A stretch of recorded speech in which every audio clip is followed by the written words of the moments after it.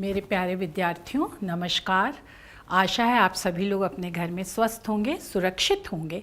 और आज मैं पुनः आपको कक्षा 9th में हिंदी विषय पढ़ाने के लिए आई हूँ। इस पाठ का नाम है निष्ठा मूर्ति कस्तूरबा, और जो कि श्री काका कालेलकर द्वारा रचित है। ये श्री काका कालेलकर की छवि है, श्री काका कालेलकर, और पाठ का नाम है निष्ठा मूर्ति कस्तूरबा। अब मैं आपको सबसे पहले श्री काका कालेलकर का जीवन परिचय बताऊंगी। सबसे पहले मैं आपको ये बता दूं कि काका कालेलकर का जन्म महाराष्ट्र के सतारा जिले में हुआ था, अतः इनकी मातृभाषा तो मराठी थी। इस तरह से यह अहिंदी प्रदेश के होते हुए भी इन्होंने हिंदी की जो सेवा की, हिंदी के अनन्य उपासक रहे, इसलिए यह हिंदी साहित्य के क्षेत्र में अपना विशिष्ट स्थान रखते हैं। और काका कालेलकर इनका पुकारने का नाम था, क्योंकि ये राष्ट्रपिता महात्मा गांधी के संपर्क में आए तो लोग इन्हें काका काका कहने लगे। तो इस तरह से मैं आपको सबसे पहले काका कालेलकर का जीवन परिचय पढ़ाने जा रही हूँ कि काका कालेलकर के नाम से प्रसिद्ध दत्तात्रेय बालकृष्ण कालेलकर, इनका वास्तविक नाम था, पूरा नाम था दत्तात्रेय बालकृष्ण कालेलकर, जो भारत के स्वाधीनता संग्राम के निर्भीक, भय रहित, साहसी सेनानी सिपाही थे।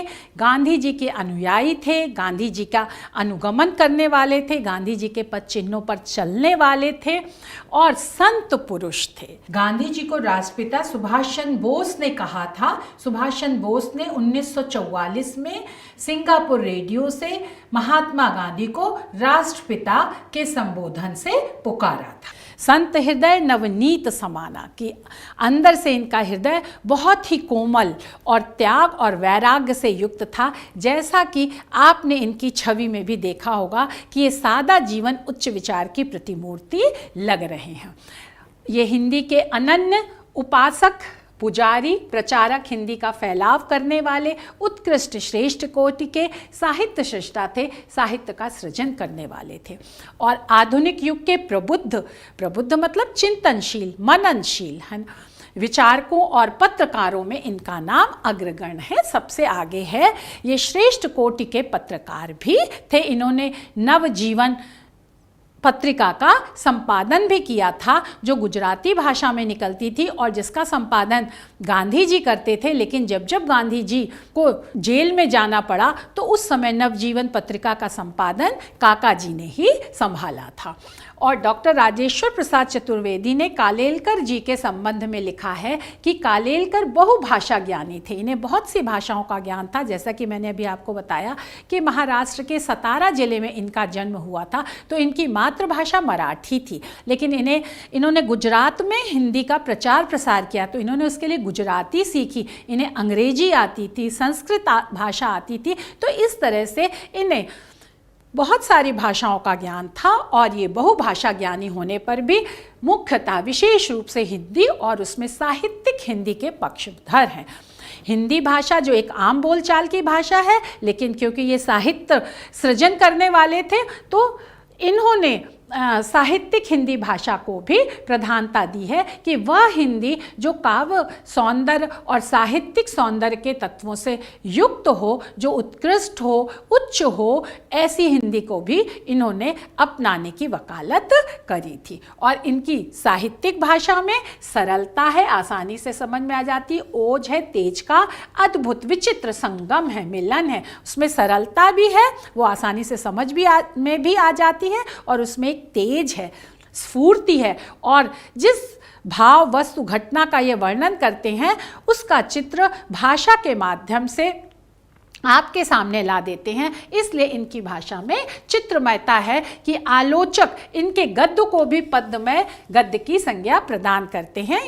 अब मैं काका कालेलकर का जन्म बता रही हूँ कि 1885 ईस्वी में महाराष्ट्र के सतारा जिले में हुआ था, और मराठी इनकी मातृभाषा थी।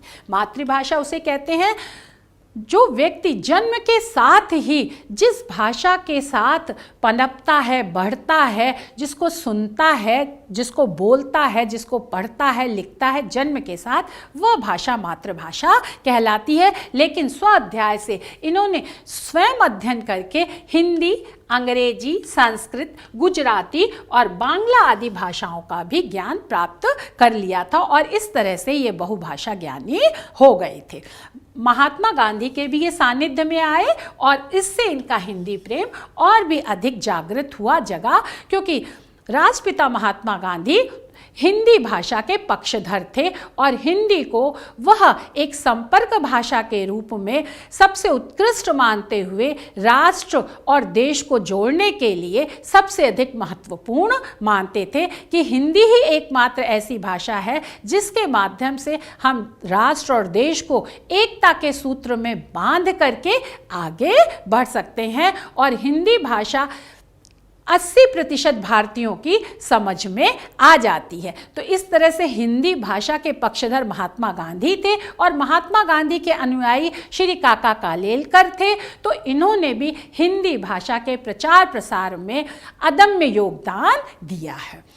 अब हिंदी के प्रचार प्रसार के कार्य के लिए इसीलिए उन्होंने उल्लेखनीय, महत्वपूर्ण, विशेष कार्य किए और इनका स्वभाव साधु था, बहुत शांत स्वभाव के थे। सेवा, त्याग, वैराग्य आदि गुण इनके अंदर कूट कूट कर भरे हुए थे और उसी स्वभाव से ये निरंतर लगातार हिंदी की सेवा करते रहने वाले काका कालेलकर को दक्षिण में और विशेष रूप से गुजरात में हिंदी प्रचार का श्रेय प्राप्त है। काका कालेलकर ने प्राचीन भारतीय संस्कृति, हम पिछली कक्षाओं में भी आपको बता चुके हैं कि संस्कृति किसे कहते हैं, किसी भी राष्ट्र का जो धर्म, दर्शन, विचार, कला, आचार विचार, रहन सहन, खान पान, इन सब का सामूहिक रूप जो है वो संस्कृति कहलाती है। तो हमारे भारत देश में इनसे संबंधित जो भी तत्व हैं तो उन तत्वों के ये प्रबल समर्थक थे और नीति की जो श्रेष्ठ बातें हैं जो हमारे जीवन को आगे बढ़ाती हैं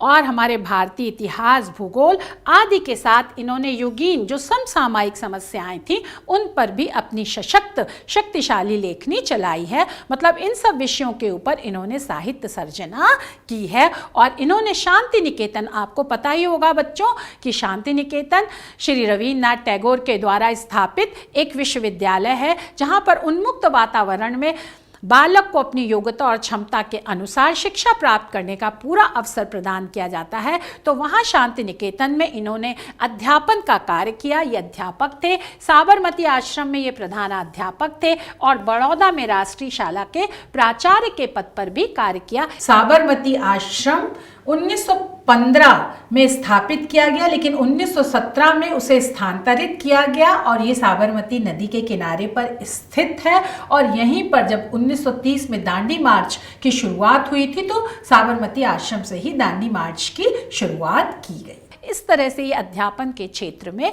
निरंतर आगे बढ़ते गए लेकिन अध्ययन और अध्यापन ही इनके जीवन का मुख्य उद्देश्य और कार्यक्षेत्र रहा। आशा है बच्चों ये काका कालेलकर का जीवन परिचय आपको समझ में आ गया होगा। अब हम चलते हैं कि स्वतंत्रता संग्राम सेनानी, उनके जीवन की उपलब्धियां क्या थी, उन्होंने अपनी उपलब्धियों के कारण किन किन क्षेत्रों में महत्ता प्राप्त की और स्वतंत्रता संग्राम सेनानी होने के कारण काका कालेलकर कई बार जेल भी गए जिससे उनकी राष्ट्रभक्ति प्रकट होती है। और काका कालेलकर ने 1952 से 1957 तक राज्यसभा के सदस्य भी रहे, राष्ट्रपति द्वारा राज्यसभा के सदस्य मनोनीत किए गए और अनेक आयोगों के अध्यक्ष रहे। भारत सरकार ने उन्हें पद्म भूषण, जैसा कि मैं पिछली कक्षाओं में भी बता चुकी हूँ आपको कि नागरिक सम्मानों में पद्मश्री, पद्म भूषण, पद्म विभूषण आदि अत्यंत उच्च कोटि के सम्मान हैं, तो इन्हें पद्म भूषण से सम्मानित किया गया। राष्ट्रभाषा प्रचार समिति ने इन्हें गांधी पुरस्कार से सम्मानित किया और कालेलकर जी गुरु रवींद्रनाथ टैगोर व राजऋषि पुरुषोत्तम दास टंडन के भी संपर्क में आए। गुरुदेव रवींद्रनाथ टैगोर के विषय में आप सभी लोग जानते ही होंगे, हमारा राष्ट्रगान उन्हीं के द्वारा रचित है। शांति निकेतन की स्थापना उन्होंने ही की और उनकी जो कृति गीतांजलि थी, जब उसका अंग्रेजी में अनुवाद हुआ तो उन्हें उस कृति के लिए साहित्य का नोबेल पुरस्कार भी प्राप्त हुआ। और पुरुषोत्तम दास टंडन स्वतंत्रता सेनानी होने के साथ ही साथ हिंदी के अनन्य उपासक थे। तो इस तरह से महान पुरुषों के ये संपर्क में रहे और महान लक्ष्य, उद्देश्यों, कार्य और विचारों से ये प्रभावित रहे और उन्हीं उच्च उद्देश्यों को प्राप्त करने के लिए इन्होंने अपना जीवन समर्पित कर दिया। काका कालेलकर का निधन मतलब मृत्यु 21 अगस्त सन 1981 को हो गई और काका कालेलकर का हिंदी साहित्य निबंध, जीवनी, संस्मरण, यात्रा वृत्त आदि गद्य विधाओं के रूप में उपलब्ध होता है। हमने आपको बताया साहित्य के दो भाग, गद्य और पद्य, और गद्य की बहुत सारी विधाएं हैं जिसमें निबंध है, उपन्यास है, नाटक है, कहानी है, यात्रा वृत्तांत है, संस्मरण है, निबंध है। तो इन सब विधाओं के में इन्होंने साहित्य सर्जना की है और यह इनका साहित्यिक योगदान है। और इसके अतिरिक्त इन्होंने हिंदी भाषा में ही अपनी कई गुजराती रचनाओं का भी अनुवाद किया।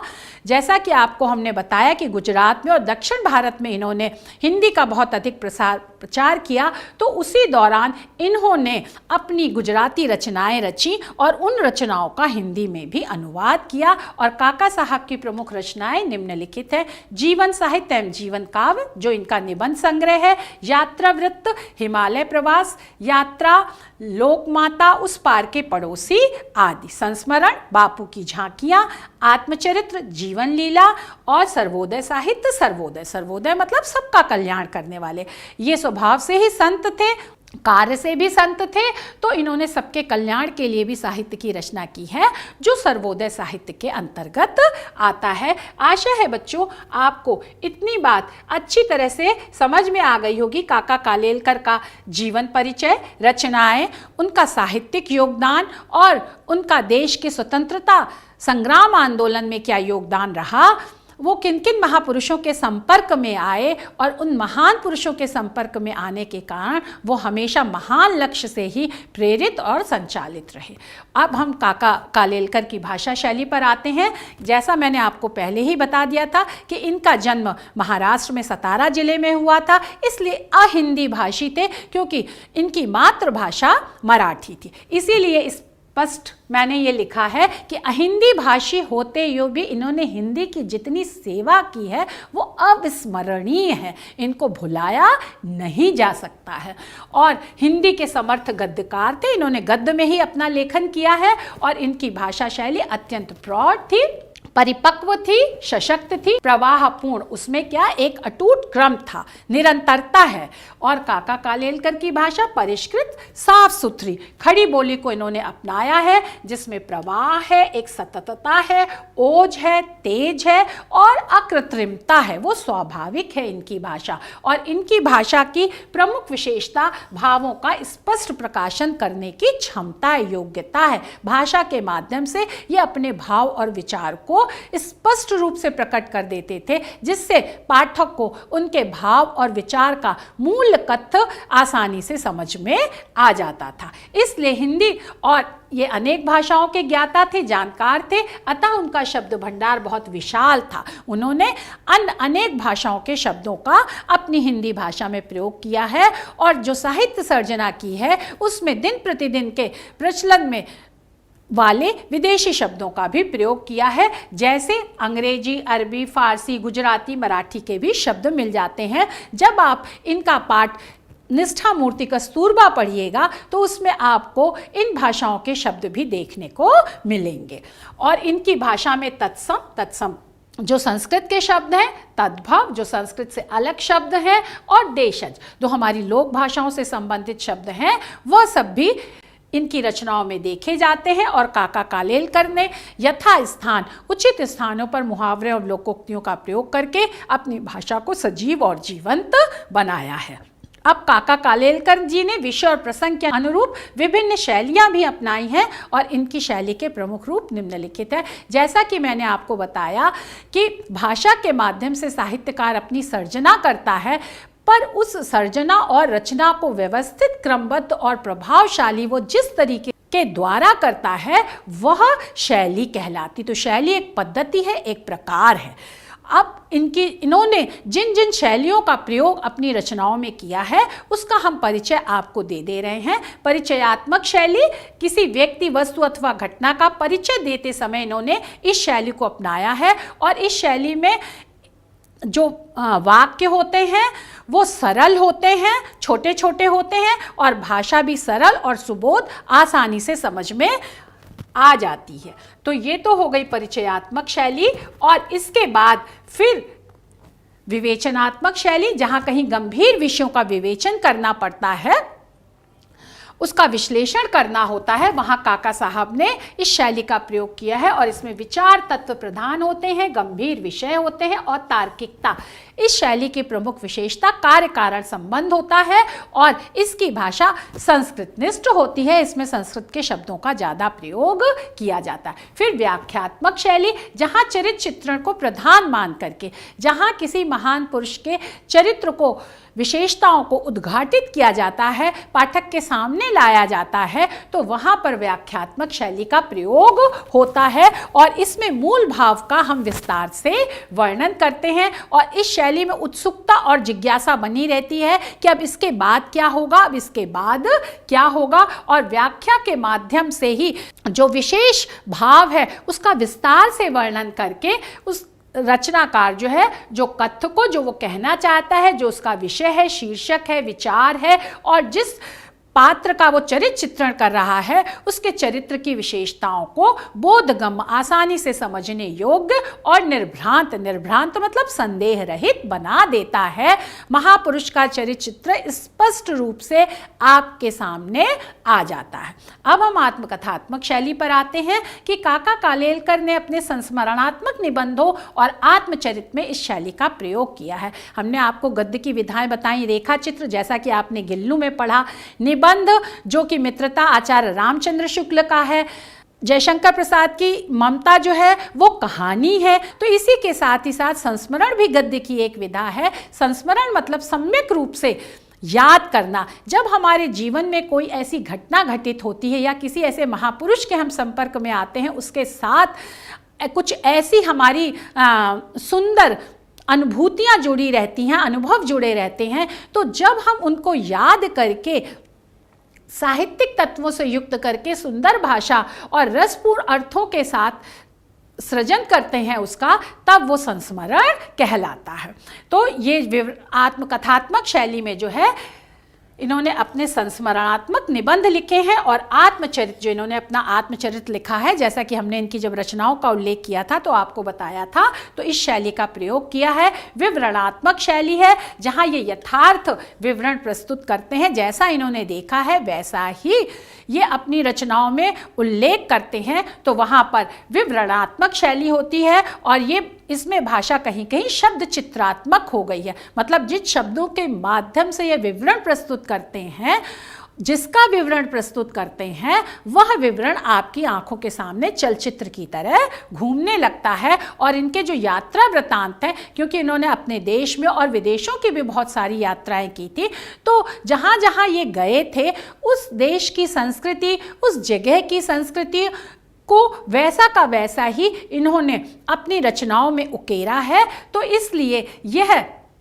विवरणात्मक शैली इनके यात्रा वृत्तों में देखने को मिलती है। अब हास्य व्यंग्यात्मक शैली समसामयिक समस्याओं पर, क्योंकि जब काका कालेलकर जी रचना कर रहे थे तो उस समय हमारा देश पराधीन था, हमारी जो समस्याएं थी उन पर हम खुलकर बोल नहीं सकते थे क्योंकि हम विदेशी शासक के अधीन थे। तो वहाँ पर समसामयिक समस्याओं पर जब वो स्पष्ट रूप से नहीं बोल पाते थे तो वो हास्य व्यंग्यात्मक शैली का प्रयोग करके अपनी बात को रखते थे। तो ऐसे जगहों पर, विषयों पर इन्होंने हास्य व्यंग्य शैली का प्रयोग किया है और सामायिक समस्याओं को इन्होंने हास्य व्यंग्य शैली के माध्यम से उठाया है। और यह शैली सरल, हृदय, साहित्यिक संत की शैली में कहीं कहीं बहुत ही शिष्ट, सभ्य हास्य, व्यंग, कटाक्ष देखने को मिलता है और इस शैली में मुहावरेदार भाषा का प्रयोग किया जाता है। इस तरह से हिंदी जगत इनकी बहुमूल्य सेवाओं के लिए सदैव ही काका कालेलकर का ऋणी रहेगा। अब हम जो मूल पाठ है उस पे आते हैं कि इन्होंने जो पाठ लिखा निष्ठा मूर्ति कस्तूरबा, जो कि आपके पाठ्यक्रम में है, जिसको आज मैं पढ़ाने जा रही हूँ। तो निष्ठा मूर्ति कस्तूरबा से संबंधित गद्यांशों की मैं व्याख्या करूंगी, लेकिन उससे पहले मैं कुछ आपको बताना चाहती हूं कि निष्ठा मूर्ति कस्तूरबा, जैसा कि इस पाठ के नाम से ही स्पष्ट है, निष्ठा मतलब विश्वास। तो जो विश्वास की साकार मूर्ति थी कस्तूरबा गांधी, जो महात्मा गांधी राष्ट्रपिता की पत्नी थी, तो उनके बारे में यहाँ पर काका कालेलकर ने लिखा है। और अब हम इसी विषय वस्तु का अध्ययन करेंगे, जिनका जन्म 1869 में हुआ था और जिनकी मृत्यु 1944 में हुई थी।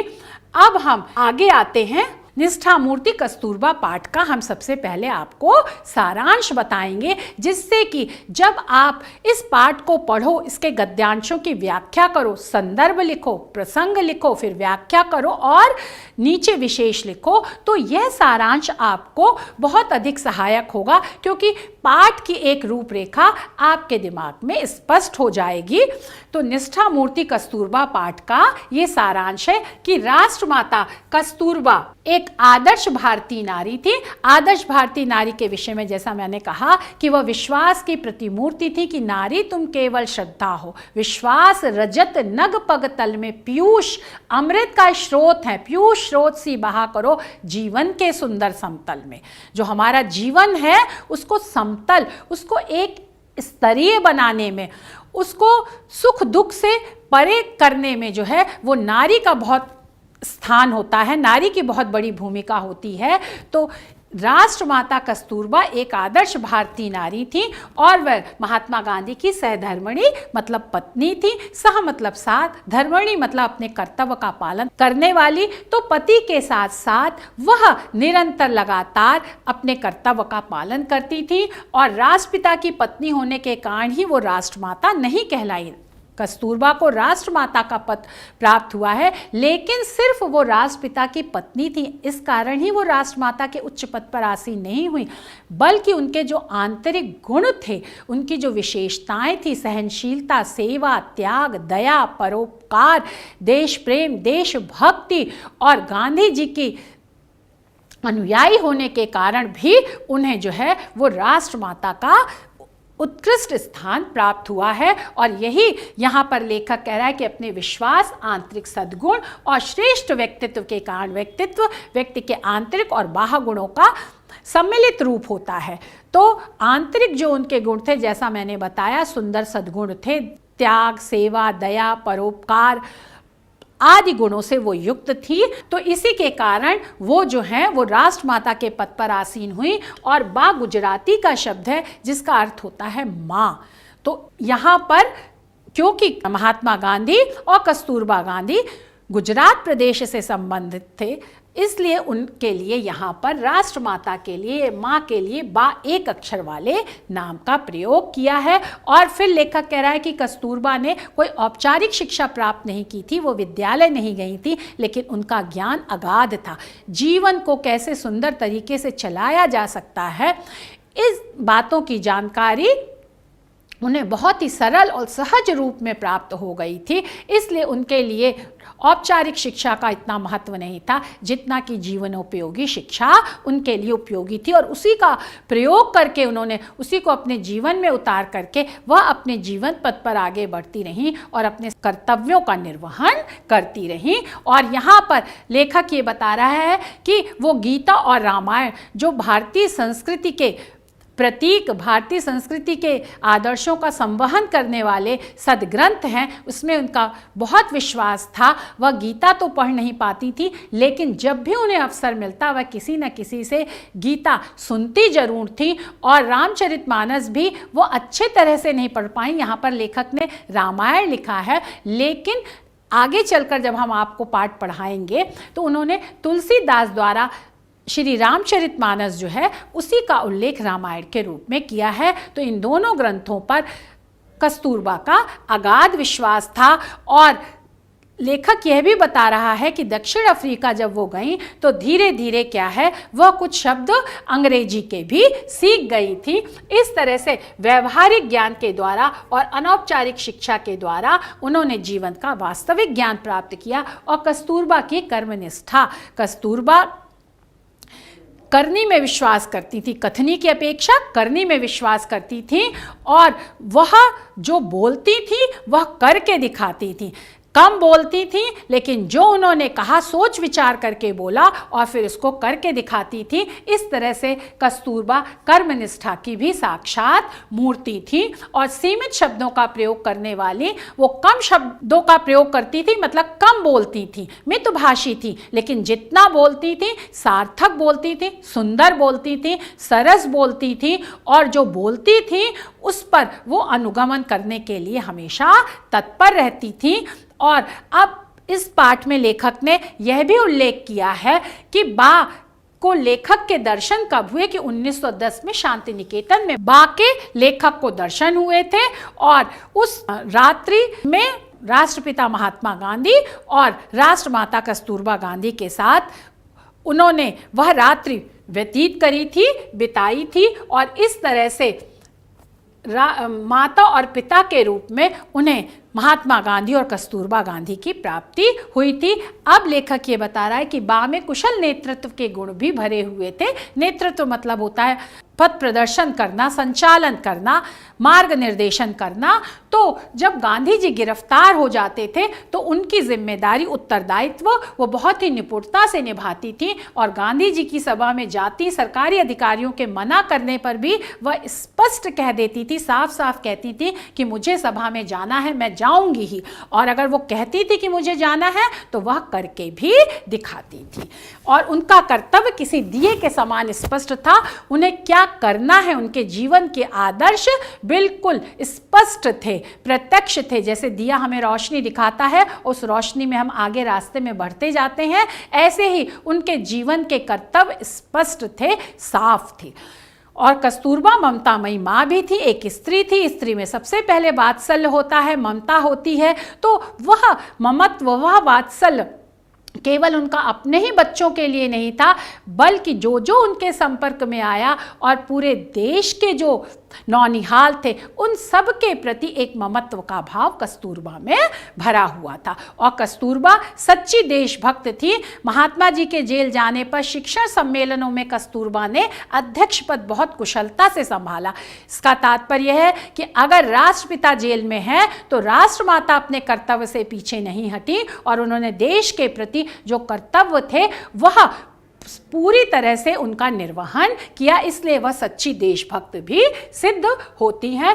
अब हर क्षेत्र में असाधारण कस्तूरबा ने सफलता प्राप्त की, और जब उन्हें आगा खा के महल में कैद रखा गया तब भी, जब वहाँ स्वास्थ्य और अन्य सुविधाएं की दृष्टि से अच्छा प्रबंध था, लेकिन कैद उन्हें कभी अच्छी नहीं लगी, क्योंकि हम अपने कर्तव्य का निर्वहन करके सादा जीवन व्यतीत करें और कैद में रह करके विलासिता का जीवन व्यतीत करें, यह उन्हें बिल्कुल भी पसंद नहीं था। अब अंत में लेखक ने इस पाठ में यह बताया है कि कैसे आगा खां महल में कस्तूरबा की कैद में मृत्यु हो गई तो पूरे देश ने कैसे उनको श्रद्धांजलि दी। संपूर्ण राष्ट्र द्वारा बा को श्रद्धांजलि।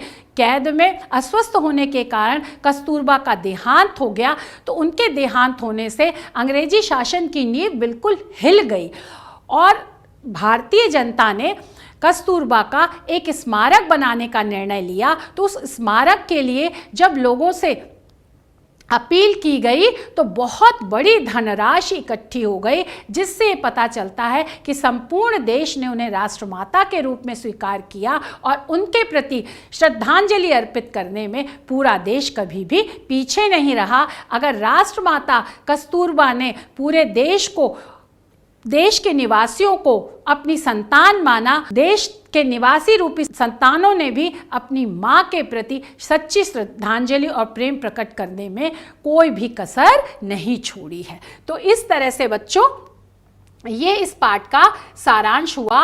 और अब हम आते हैं आदर्श भारतीय नारी की विशेषताएं, कि उनके अंदर क्या क्या विशेषताएं थी। जयशंकर प्रसाद जी ने अपने महाकाव्य कामायनी में श्रद्धा के द्वारा अपने पति मनु के प्रति जो भाव प्रकट किए हैं वह ये पंक्तियां हैं कि समर्पण लो सेवा का सार, सजल संस्कृति का यह पतवार, आज से यह जीवन उत्सर्ग, इसी पदतल में विगत विकार, दया माया ममता लो आज मधुरिमा लो अबाध विश्वास, हमारा हृदय रत्न निधि स्वच्छ तुम्हारे लिए खुला है पास। तो ये जो सब विशेषताएं हैं, दया, माया, ममता और मधुरिमा, मिठास, मधुर वाणी, आबाद, जिसको बेधा ना जा सके ऐसा विश्वास, जो भारतीय नारी की चिरकाल से विशेषताएं हैं और आज तक विशेषताएं हैं, उनकी साक्षात प्रतिमूर्ति निष्ठा मूर्ति कस्तूरबा थी।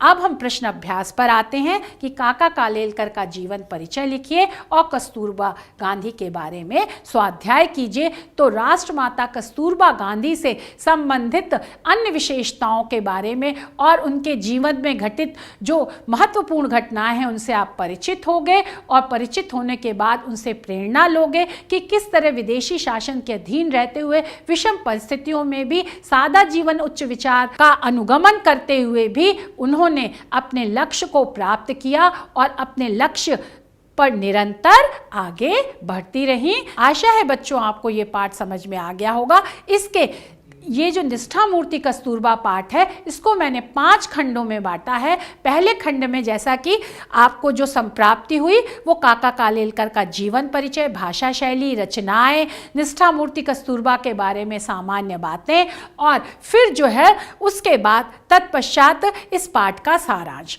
अब अगले पाठ से हम जो है वो इस पाठ के गद्यांशों की व्याख्या शुरू करेंगे। धन्यवाद, नमस्कार।